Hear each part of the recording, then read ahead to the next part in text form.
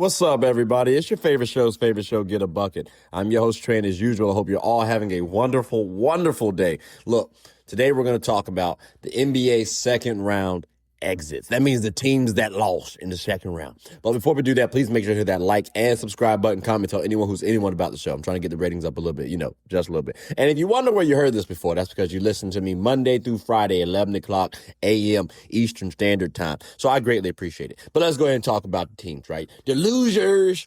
And I say that unbiasedly because my team lost, actually. But we'll get to that in a minute. But let's talk about it. So we had 4 teams that lost in the second round. We had the Pistons. We had the 76ers. They represent the East. And then the Wolves and the Lakers. My Lakers, we represent the West. Oh, it hurts. Don't it just feel bad? Don't you feel bad for me as a Laker fan? I know y'all don't. But we're going to save the best for last. So with that being said, should we actually start with my Lakers? I don't know if we were the best team to lose. Let's talk about it. We're going to start with the East. The Pistons. Number 1 seed, right? 3rd seed if you're talking about my 1 through 16 format in the playoffs, but that's another discussion for another day. I have already had it, but I may want to spin the block back with it, right? But the Pistons, I didn't expect them to lose to the Cavs.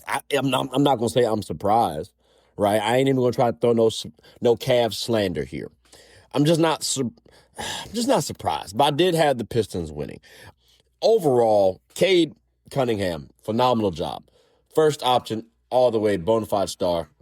At some point in time, Buddy gonna be top 10. All right, he could be there already at the back half, but we already know he's on that trajectory. He's only been in the league for a couple seasons now. He's in the same draft class as Jalen Green. Cade went number 1, right? Cade did his thing. Kudos to Cade. Here's my question: do they need another player, or is it just more time? Because their team is still young, although they were the 1 seed in the East. It could have been viewed as a down year in the East, right? No Jason Tatum, no Tyrese Halliburton. Next year is going to be a little different. The Charlotte Hornets going to come back. But they surprised a lot of people by being number 1 seed. Should we run it back? I'm not saying as a Pistons fan. I'm saying we because we're talking about the Pistons. They did well. But should they move on from players like a Tobias Harris? Toby played phenomenal in spurts. But, during the Cavs series, he didn't really show up for me the way I wanted him to. He's a scorer. He was a quality body out there for sure. But he was starting to look like we needed him as the vet on the team to be that second, maybe even 3rd option. And I ain't going to hold y'all. First round versus the Magic, he was quite pivotal because they almost lost to the Magic, who are also a tough team, by the way. But later on against the Cavs, he didn't really produce it as well. So should they move on from Toby, try to trade him? I don't know. Let's see what they can get for Toby. But that's the discussion. Also, Jalen Duren, because he got some criticism, right, except for Game 6 of the second round. But every other game, he really didn't show up. Even Game 7, it was, it was all right. It was Game 7. It get a little muddy, right? But still, I wanted to see Jalen Duren display what he did Game 6, which if you watched it, you understand what I'm talking about. I'm not going to give stats because him and Paul Reed were playing phenomenal. Paul Reed may need to get paid as well. But Jalen Duren, we need to see more out of you, champ. There's your first year really in the playoffs with expectations on you. So maybe that messed him up a little bit. But ladies and gentlemen, we need to see more out of Jalen Duren. Ausar Thompson, we got to look at him for depoy odds. And I understand we got Victor Wembanyama out there. Ausar and Amen, to be clear, are both elite defensive players. The way he had, oh my God, he had Donovan Mitchell locked up, bro. I'm talking about Donovan was really having a 5 to 10 year bid during this round. It was ridiculous. Even though the Cavs advanced, it's I have not really seen Donovan struggle the way he did with just one defender, to be clear. So Ausar Thompson, you need to get paid, but also we need to see a little bit more from you offensively.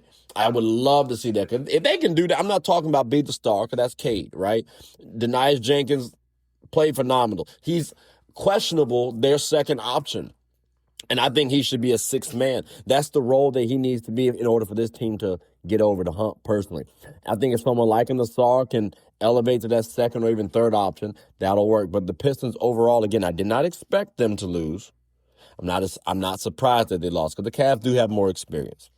But there were things that we need to note for this Pistons team. So going in next season, a couple players do need to have their eye on the prize.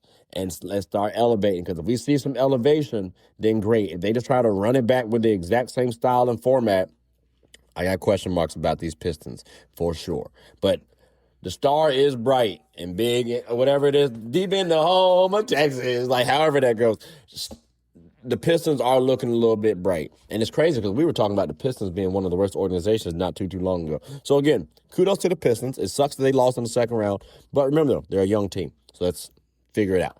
76ers. Remember, this is the second team that lost in the East, ladies and gentlemen. Again, I'm not surprised by their loss to the New York Knicks, okay? What caught me off guard was the sweep. Like, y'all couldn't win not one game. Like, not one game. I hear you, right? Joel Embiid, you're injured still, right? Should we give you one more chance, or should we look to trade you? I know some 76ers fans like, I'm tired of them. I don't believe in the process. Let's go ahead and trade him. But he is still one of the more dominating players in the game. And I think if he's healthy, which I don't know if we've ever really seen him healthy like that for real. But if he's healthy, he's easily a dominating force. And pairing him with someone like a Tyrese Maxey, that ain't nothing to scoff with. Now, keep in mind, Joel Embiid had an appendectomy, which I'm not a doctor, right? So I don't know exactly how long Joel Embiid should have been out. But it's projected, at least on my Google research, it's supposed to be 1 to 3 weeks.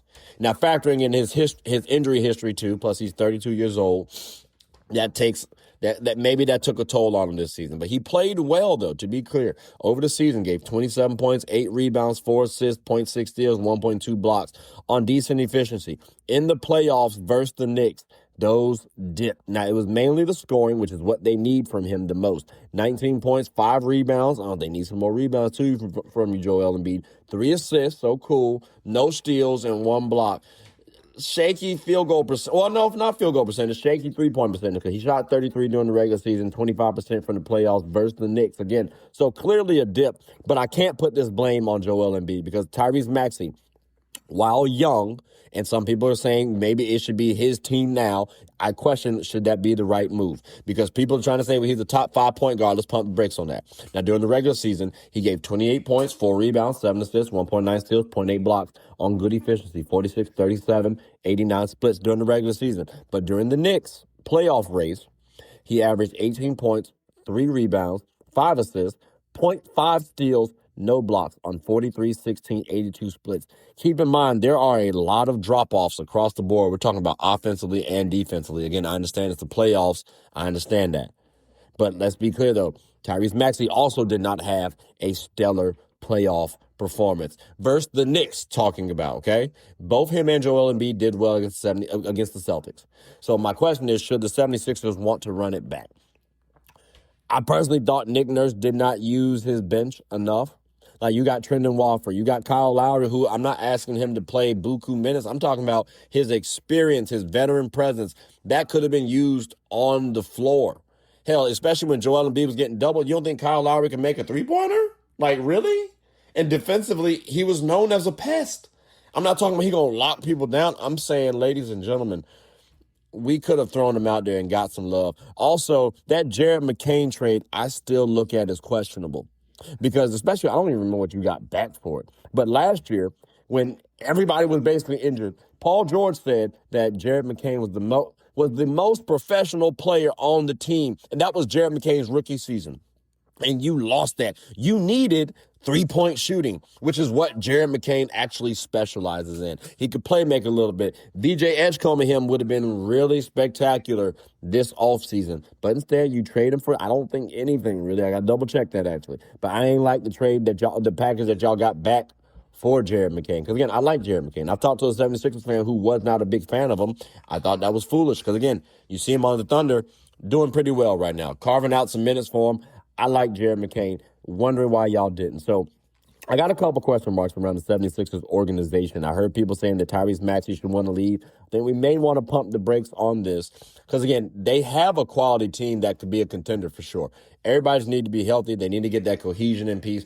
Paul George, you played well in spurts for sure, but we need to see that for an entire season and playoffs as well, too. Can this 76ers win? Yes, but I'd say give them one more chance. Give them one more chance. But after that, you know, if they're not trending in the right direction, meaning if we can't be a top 3 seed in the East, maybe even 4 lowest, maybe start look to trading away some pieces. But again, though, ladies and gentlemen, that does conclude the East. Let's move on down to the West, right? Now, the Wolves, I can honestly say I expected them to lose. I'm not surprised because Anthony Edwards was injured. They are going up against the better team, if you will. The Spurs were a better defensive team. Offensively, you can argue who's better. Coaching-wise, I think it might lean with the Spurs. Best player, that's up for a debate. Is it Victor or is it Ant-Man? But the supporting cast for Victor might be a little bit better than Ant-Man's is. And again, Anthony Edwards was injured. Okay, so should the Wolves want to run it back? We got to wait and see because there's no Donte DiVincenzo. I think that hurt them drastically too, by the way. Can Jaden McDaniels take a next step? We got to wait and see that because I've been on record for saying I want Anthony Edwards paired with someone like a Scotty Barnes. Because we always talk about Ant-Man being called Jordan, right? The next Jordan. So why not get him a Scotty, right? I think that would be lovely to watch. But also, them two can be top 10 players in the NBA as well. They got that type of potential. And they're playmakers, they're scorers, they're defensive pests. Elite defensively, by the way. I'd like to see that happen. But if Jaden can't take that next step, that's what I'd be looking to do. Should we look to trade Julius Randle? That is a discussion that we could have because Julius, when we're talking about timeline, he is impactful, but during the playoffs, it does dip a little bit. I'm not going to lie to you. It does dip a little bit. My question is, what is Julius Randle's trade value? Also, should we keep Rudy Gobert? Because, look, hear me out. Against Jokic, who a lot of people have been trying to say, oh, he's going to be top 10, like blah, blah, blah, blah, blah. Well, he actually held Jokic in check. Jokic got his numbers, but the efficiency is what Jokic has really stood out from, right? That's what helped Jokic stand out. And he wasn't that efficient. And we could talk about Jokic's injury during the regular season and how he hasn't looked right ever since. But still, Rudy Gobert on an island did pretty well against Nikola Jokic, which I'm assuming a lot of people would not have bet their lives on. So to be clear, I do like Rudy. The only thing is when he went up against Victor Wembanyama, which a lot of people will, he did not look the best. And that's no knock on Rudy. Victor Wembanyama just dropped 40 points, 24 rebounds, 3 blocks. Like, that's game 1 against the Thunder. So it's levels to this, ladies and gentlemen. Should the Wolves want to run it back? We got to wait and see. Also, I know people have been talking about Ant-Man dapping up the Spurs with 8 minutes left. Look, they were down 20-30. I'm going to just say this real quick. I'm making another episode about it probably. I get it. Could it have been a little premature? Sure. But I don't know if Ant thought he was going to come into the game. Do deficits diminish? They do. But that Spurs team looked a little bit different. All right. And the Wolves were on the brink of losing. And they're giving it their best, and they're still down 20, 30 points. Sometimes you got to tip your cap to the other team respectfully. So, I mean, I do hear it on the gripes. I hear Ant-Man's position as well, too, in terms of him doing that, because he might have thought he's not going to get back on the floor. But there might be a little bit of turmoil. I'm going to try to follow that throughout the offseason and see how that goes. But the Wolves have a chance to run it back. But they will be injured. Again, missing Donte. They gave some other time to Ayo DeSumo and Shannon as well. I appreciate that. But now we got to see what that makeup, what that DNA looks like. Because I think the Wolves could try to tweak some things for sure and still get potentially to the Western Conference Finals. But we got to wait and see. Now, ladies and gentlemen, my Lakers. It was expected that we get swept by the Thunder. And it's not even because Luka was not playing. My team is just not constructed well at all whatsoever. Off top, we got to figure out if we're going to keep Braun because finances will sway the decision. I don't think he deserves $53 million. I don't. Don't get me wrong. We did well. We advanced past the first round. Kudos. The Rockets were vulnerable. We got lucky. If we go up against the Wolves, I think we get BTA work personally against us, not we dishing it out. So I don't know if we get swept that round, though. Maybe win a game, maybe possibly 2. Go 6, I could see that. But if you get swept, I always say stars get you 1. And we couldn't get 1. So my question is, do we have a star anymore? Now, Luka on the floor, maybe we would have had one, possibly two, maybe. But to be clear, even based on the regular season, they kicked our ass the entire time.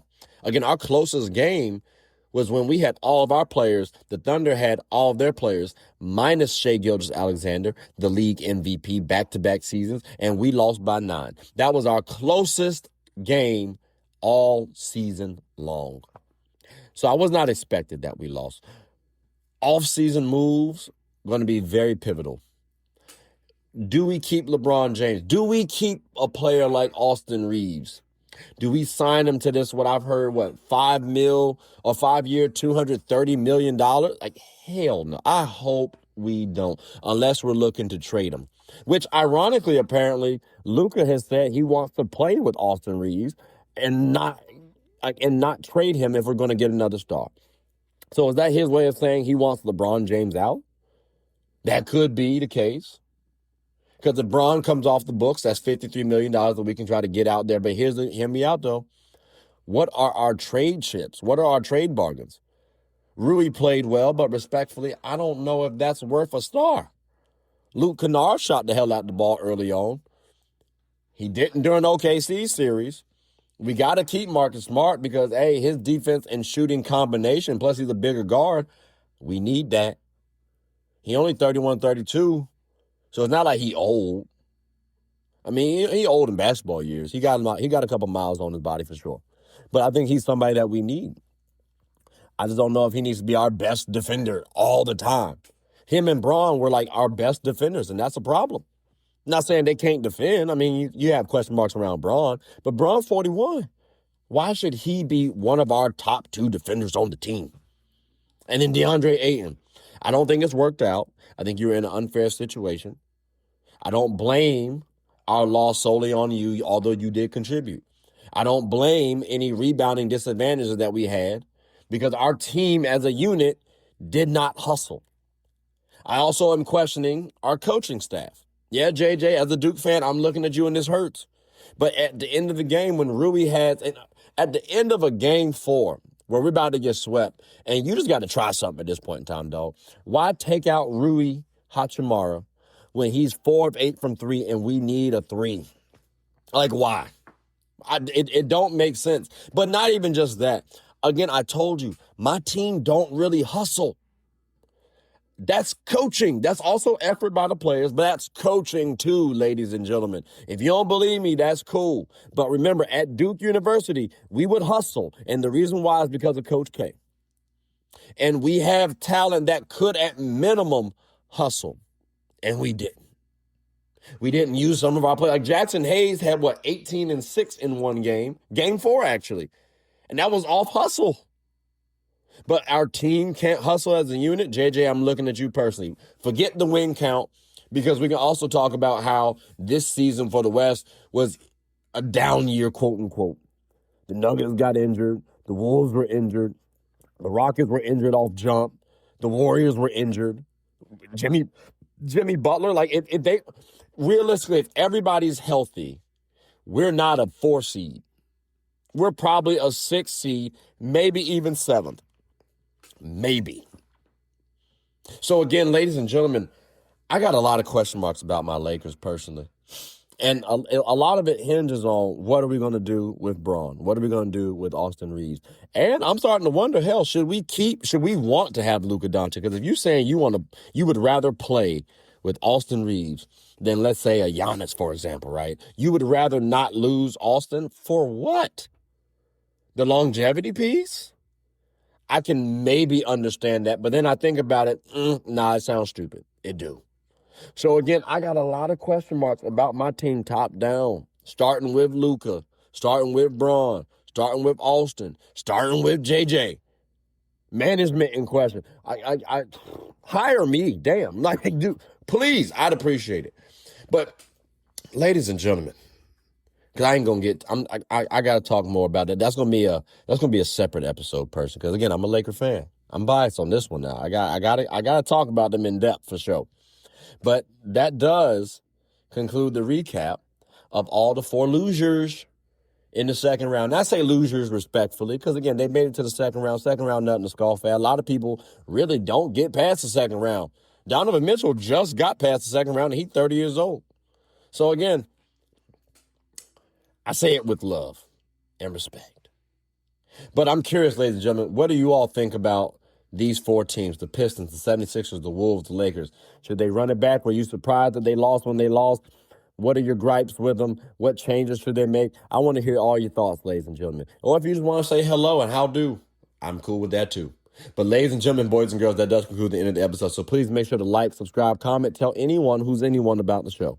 My name is Trey. I'm the host of Get a Bucket. I hope you're all having a good one. Take care.